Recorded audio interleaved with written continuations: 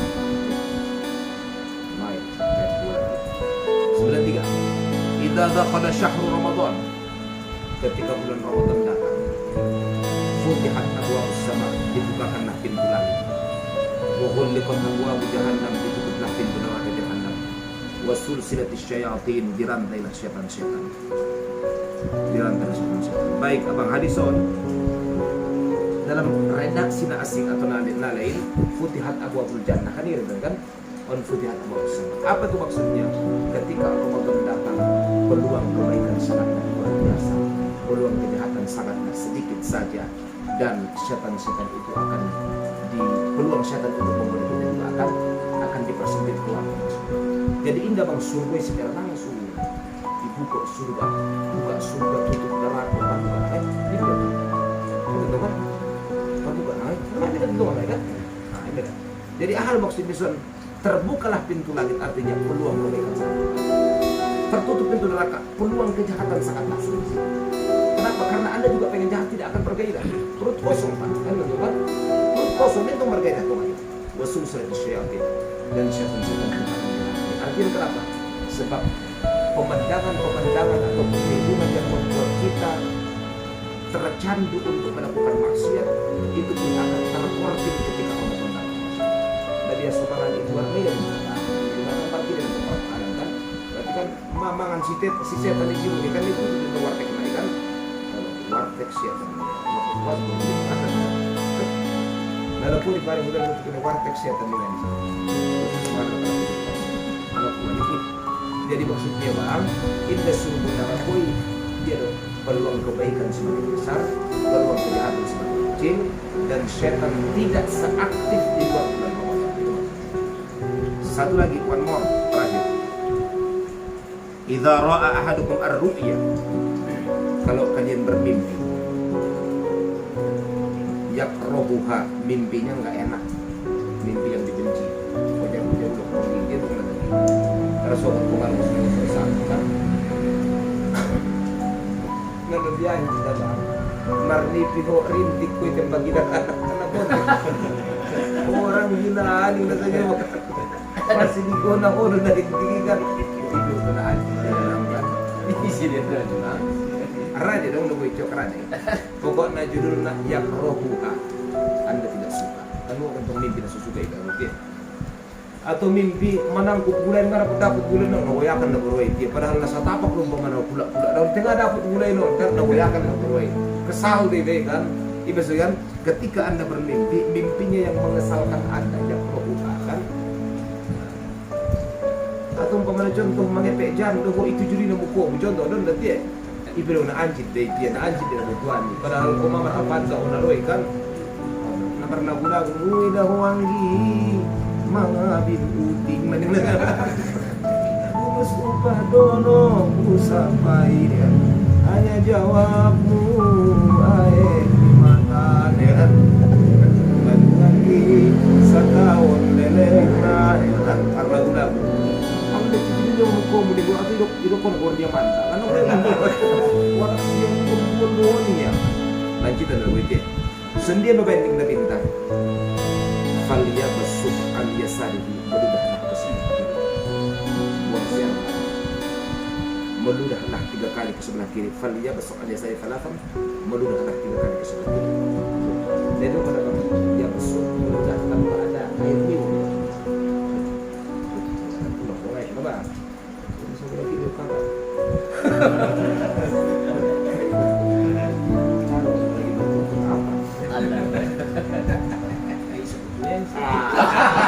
Anggo mana pala dito mal.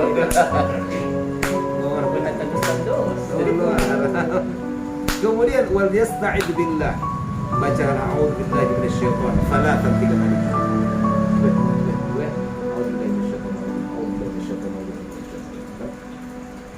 Kemudian wal yatahawwal an jambihi alladhi kana alaih dan berpalinglah arahmu dari yang sebelumnya.